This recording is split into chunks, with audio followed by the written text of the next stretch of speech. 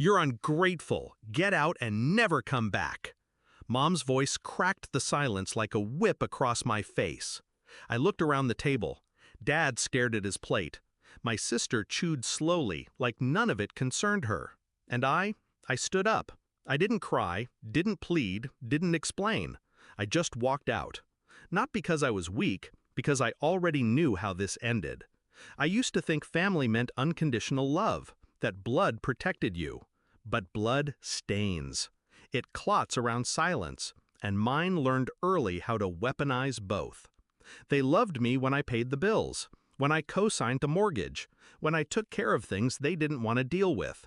They hated me the moment I asked for respect. The setup was slow, strategic. When Dad retired early, the mortgage became too heavy, so I offered help. The house went under all three names: Dad, Mom, and me. Joint ownership. They called it temporary. I called it security.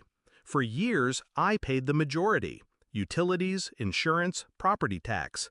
They called it family duty. I called it naive. Then came the meeting. My sister brought up inheritance. Mom said I was too selfish.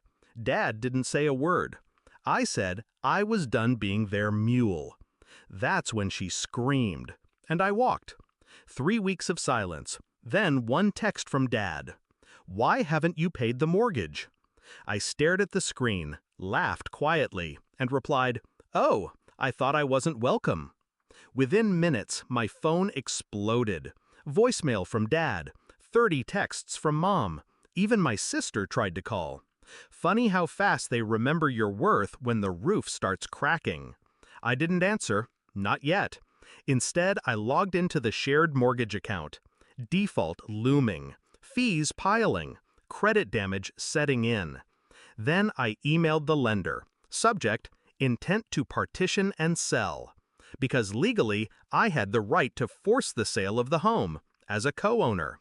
Mom could scream, Dad could beg. Didn't matter. Courts don't care about family drama, only signatures. They called a second meeting, this time in desperation, at the same table where they'd exiled me. "Why are you doing this?" Mom snapped. Her eyes darted, panicked, sweaty. "You said I wasn't family," I said. "I'm honoring that." Dad cleared his throat.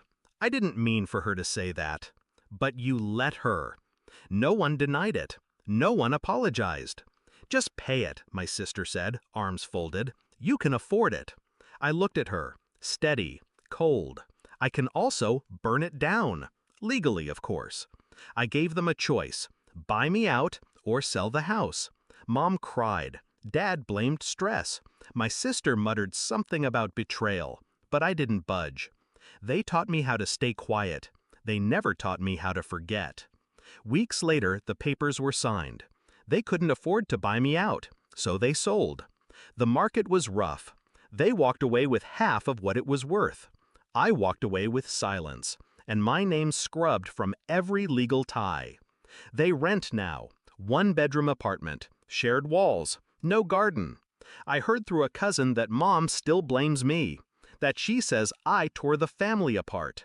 Maybe I did, but families built on silence, they collapse eventually. I just moved the final brick. Sometimes I drive past the old place. New paint, new owners, no ghosts. They wanted me gone, so I left, and I took the ground with me. Now they finally understand. Don't burn the bridge when the other side owns the land.